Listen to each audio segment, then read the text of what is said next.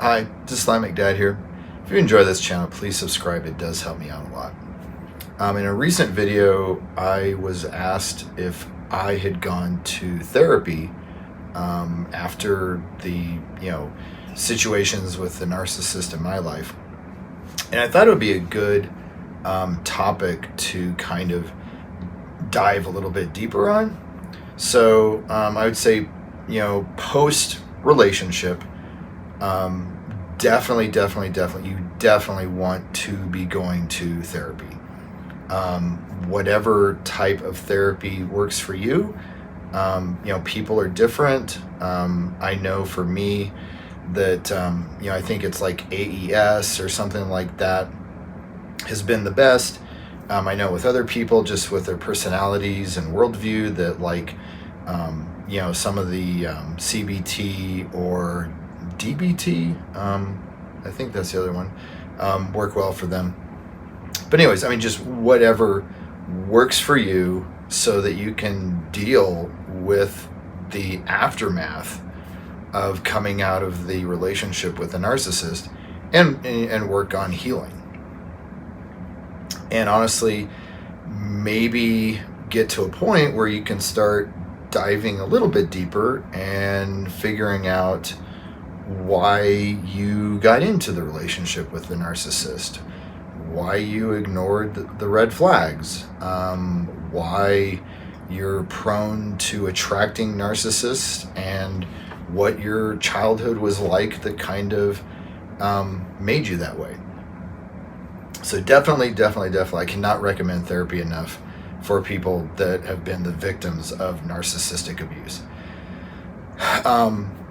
Along with that, I just wanted to say that I know in my experience, and again, from what I've heard and read of a lot of other people, that narcissists freaking love couples therapy, marriage therapy, anything like that, where you and your partner will be going to therapy, because sadly, again, my experience and what a lot of people have experienced too is that narcissists are so good at the performance, having the mask, the persona, that I would make the argument that the majority of therapists will not identify a narcissist.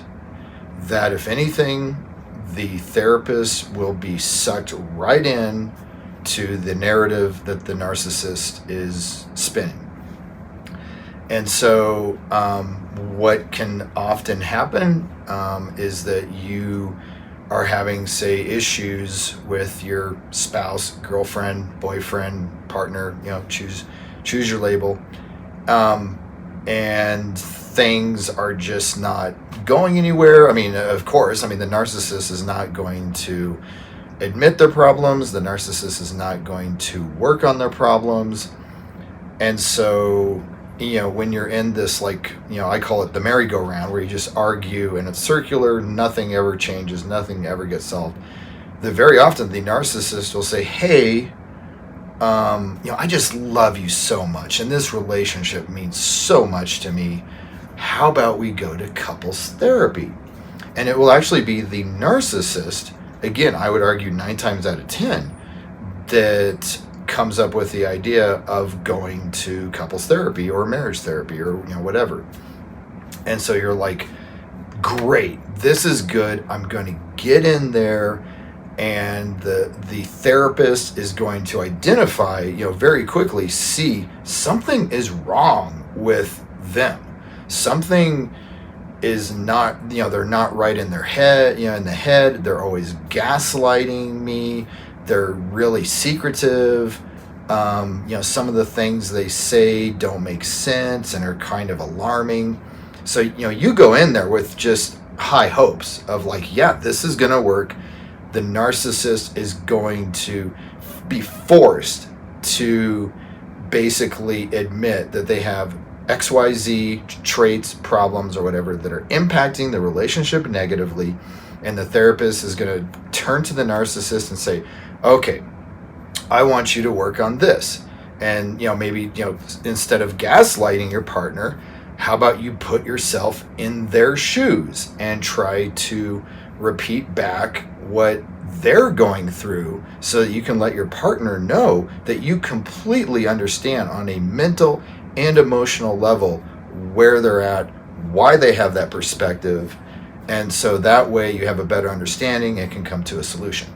So that's how you go into couples therapy, thinking very optimistic. You get in there, I would say within the first 1, 2, 3 sessions, that just evaporates. All your hopes are dashed and just disappear. The narcissist is spinning this narrative and being like, I just love my partner so much, but they have this problem where they do, XYZ, and they're invading my privacy, and that's very important to me. And I think they might be a little bit codependent, but I'm not a professional. I leave that up to you. And they will just say crap like that. And for whatever reason, 9 times out of 10, the therapist is like, yeah, I think you're right. And so you go to couples therapy thinking that things are going to get better, but instead, the narcissist has tricked the therapist into thinking that you're the problem. And so the therapist turns to you and is like, yeah, I really want you to work on enmeshment. Here's a book on codependency. You need to respect, your partner's boundaries.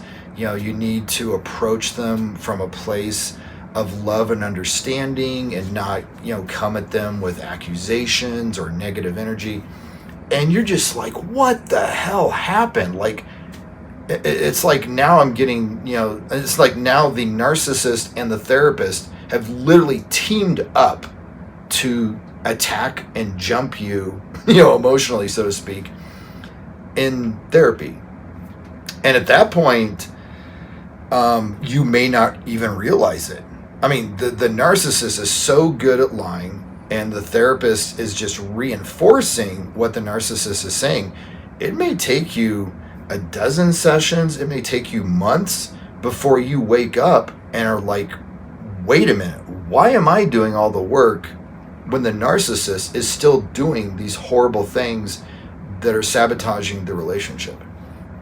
A little bit of a tangent along with this is that, again, in my experience, the narcissist, or I would say narcissists in general, love psychology. They love psychology, and they will start throwing out, terms like codependency, enmeshment, all this type of stuff, and, maybe even like, diving deeper and talk in a way that normal people don't. Like, you only hear this level of expertise from licensed therapists, licensed psychologists, and yet the narcissist, it's like they've got a PhD in human psychology, and they're just like, throwing out, they are diagnosing you throughout the relationship. I mean, I know for me that both my narcissists were labeling me with, various, issues nonstop, and luckily, I was, I had my bullshit meter and my, just kind of a stubbornness, a thick-headedness that I was like, no, you're wrong. I'm not that. That does not fit me. That said, that didn't stop them. They just, if they threw out, oh yeah, you're borderline. No, I'm not. Oh, you have schizoid, personality disorder. No, you know what? I think you're antisocial sociopath. No, I mean, they will just keep switching up the diagnosis because they want you to feel that all the problems in the relationship are your fault, so that they can just continue doing all the sneaky stuff behind your back, gaslighting you, lying, all this type of stuff. And then when you try to bring up and be like, yeah, well, you said you were going to Lisa's house to play board games last night, But Lisa called today and left a message apologizing for canceling that because she was so sick, and yet you didn't come home until 2 in the morning. And the narcissist will be like, no, Lisa's lying. Something like that. Anyway, you kind of get the idea. So therapy does not work with narcissists. I don't really know how else to say it. I know for a fact that if you go, say, on YouTube, TikTok, you will find self-aware narcissists that will have this like same type of story of like, oh, I was depressed, or I was in a dark place and I went to therapy and they said, hey, guess what? You match 7 of the 9 criteria for a narcissist. And they're just like, oh, well, since you say that, I guess I'm a narcissist. I'm not going to fight it. I agree with the diagnosis right off the bat. And for the rest of my life, I'm just going to let everyone know that I'm a self-aware narcissist. I don't think that happens most of the time. If anything, I think the self-aware narcissists on YouTube and TikTok are the 1 in a billion. And so I stand by my statement. I do not think that in the vast, vast majority of cases that therapy works at all with narcissists. And if anything, it is dangerous because I would argue most of the time, the narcissist is going to trick the therapist and they will triangulate on you, and you will end up being the one that has the problem. So that said, if you are in a situation like that, I would definitely avoid couples or marriage therapy at all costs with a narcissist, and honestly, maybe even a toxic person that is good at tricking people. After coming out on the other side of either a relationship with a narcissist, an abusive relationship, a relationship with any type of toxic person, I would definitely recommend going to individual therapy. 1, so that you can heal and recover, and 2, so that once you've healed and recovered enough, that you can start digging to the root cause of why do you attract narcissist, toxic people, and also why do you not set boundaries or notice red flags when those people come into your life. So hopefully this video has been helpful. Thanks.